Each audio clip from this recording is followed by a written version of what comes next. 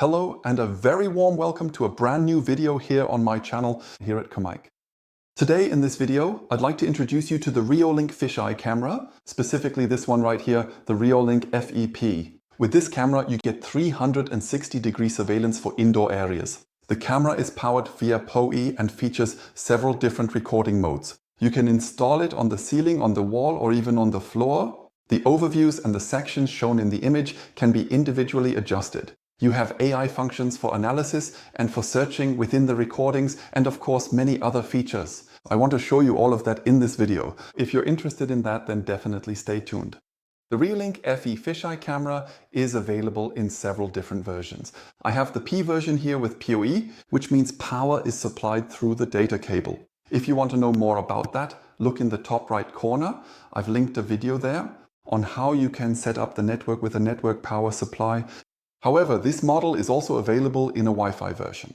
That means you don't need a data cable at all and can hang the camera anywhere in the building where you need it.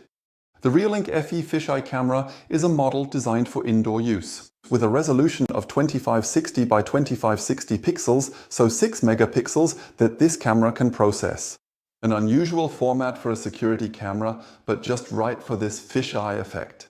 Because this camera doesn't take 16 by 9 images, but 1 by 1 square images. You can mount this camera on the ceiling, you can mount it on the floor or on the wall as long as it's used indoors. So it's an ideal surveillance camera for maybe watching your pets at home, monitoring your storage room, or well, securing your retail business to ensure that no goods leave the shop unpaid. What can this camera do? Well, it's small and handy. The model I have here is supplied with network via a cable whip, but also with power, because this is the PoE version. Power over Ethernet means the power supply is also provided through this cable. But if you don't have a power supply via network cable at home or no network cable at all, then you can also simply integrate the camera via Wi-Fi, because those models exist as well. And if you want to know which one is right for you, take a look below the video. I'll link the individual models for you there. You can take your time to see which model is exactly the right one for you. The camera is very flexible when it comes to installation. You can mount the camera on the ceiling, you can mount it on the wall or even on the floor and use the appropriate settings to always produce the right image. The 360-degree recordings are then in the app on the phone, on your tablet or on the computer client. It's put together in a way that you have a perfect all-around view or an endless panoramic view, just as you need it, just as you would like it. The installation is very simple, using the bracket, which is just half screwed onto the back. The bracket itself can be mounted directly, well, anywhere on the wall or on the ceiling. The disadvantage, in my opinion, is the long cable whip in this particular version.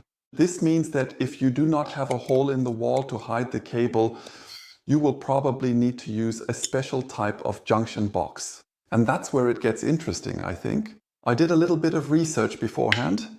With many other cameras, including Reolink ones, the cable usually comes out centrally from the back and can then be inserted directly into the center hole of the, well, junction box. In this case, as you can see here, the cable doesn't come out of the center, but out of the side, and that's why the standard Reolink box doesn't fit. Neither the B10 nor the D20 box, but this specific model, and the cable fits perfectly into this corner. The screw holes are also precisely pre-drilled. If you want to know more about this, check the description below the video.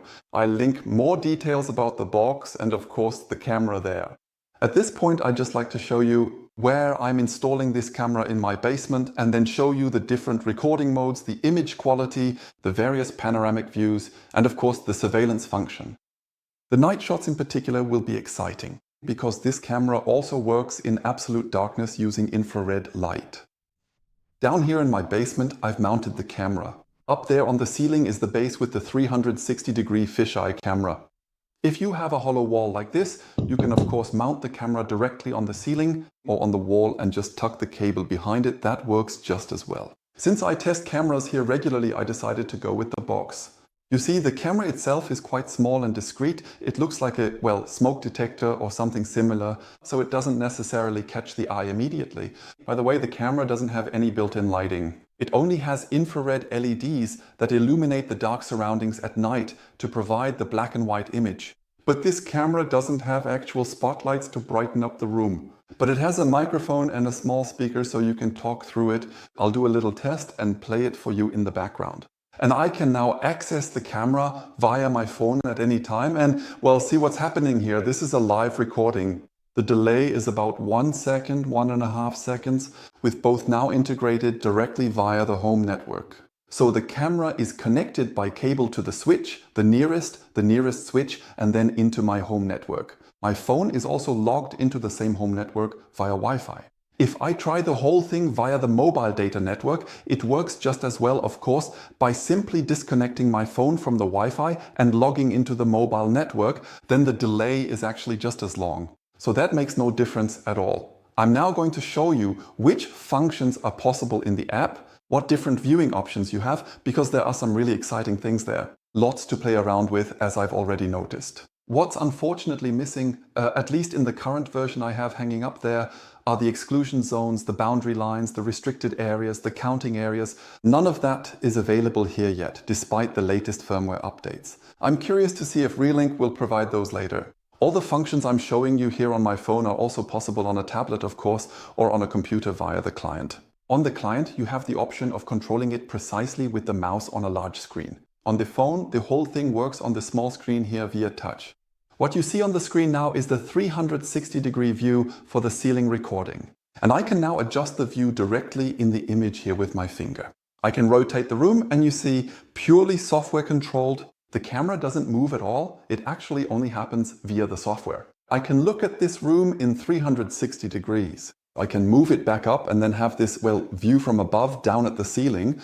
By the way, if I'm directly under the camera, the image looks like this. The image isn't actually as distorted as you might expect. Via the modes point, which is shown here, displayed here, I have the option to switch between ceiling mounting, wall mounting, or table mounting. Ultimately, the functions are always the same, only the viewing angles and the camera's orientation are already preset here. But you can also set up the room precisely to the degree in this camera so that the horizontal, the vertical, whatever, fits exactly how you want it. I now have the ceiling mount with the fisheye view and I'm now switching to the dual panorama view to get two images on my screen. Namely, two images that look as if the camera were mounted on the side at eye level. And in that context, I'll walk into the frame now. Here I am again. I can now also rotate the camera here with my finger. And you see 360 degrees at the top and bottom, which I can rotate in a circle here, always offset by exactly 180 degrees. You see me in the picture now. If I walk to the other side over here, then that offset is 180 degrees. What else is there in the different modes? I actually have the option to select the quad view. And in the quad view, the room is divided into 4 squares, which I can also assign individually. So I can set it up however I need it, basically whatever I want to see. Like this, like that. And then I lock this manual function again. And every time I want to access this image, these recordings from this camera, I have exactly this view again. So I can predefine certain areas with this camera, align the camera accordingly, and always have the same image. At the moment, the camera is hanging at a ceiling height of about 2.30 meters. Of course, if it hangs higher, you'll have significantly more in the picture that you can see. The fourth view, that's where it gets really exciting, the cylinder view. What you see here now is a cylinder of the room. Here too, if I activate the touch function, I can rotate the room. Namely, once with an inside view, once with an outside view. I can pull the whole thing flat again. If I pull down, I can create such a cylinder again and actually have a 360-degree all-around view here. I think it's quite excitingly done, even if the last point here will probably just be a gimmick. For me, what's actually relevant is primarily this dual view, where I can set what I need, or the quad view. What's your opinion?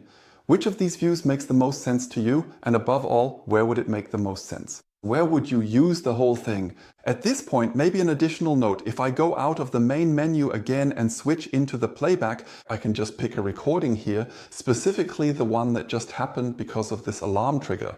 And here too, within these recordings, I can retroactively, so to speak, change the recording again. What you see here now is not a live recording, and I can also vary and change the image accordingly here.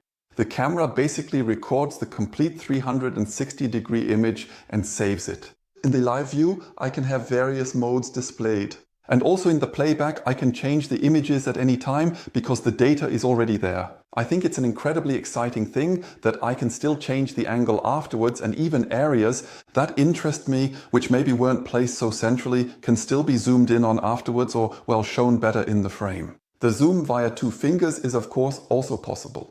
Here in the playback, but of course also in the live image, I can zoom in and out quite simply via the zoom. Yes, dear friends, this is the Reolink FE camera, the fisheye camera with PoE power supply. So one network cable for power, one network cable for data.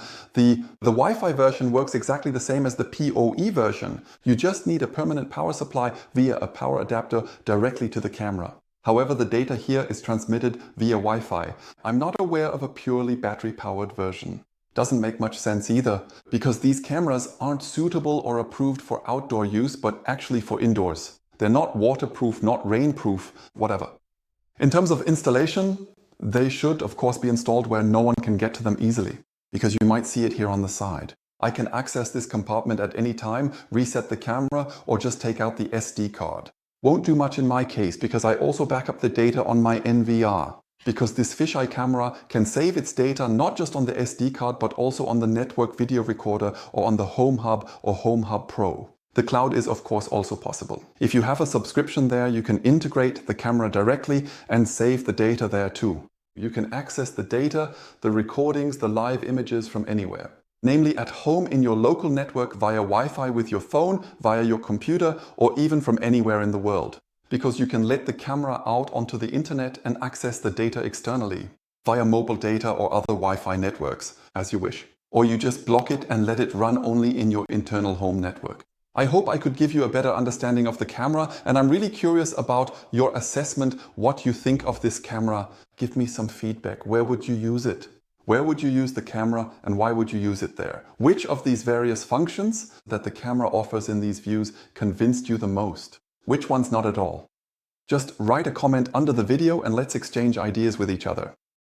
If you want to know what else the camera can do, where to get it, how much it costs and all the accessories around it, then take a look at the video description below this video. There, as always, I'll link all the data, all the details, all the specifications for this camera, and of course you can also buy it directly there via my affiliate links. You know, my channel benefits from it, I get a small commission, but there are no disadvantages for you because the price is the same. I thank you for watching this video and I'm already looking forward to the next videos with you. Until then, take care. Bye.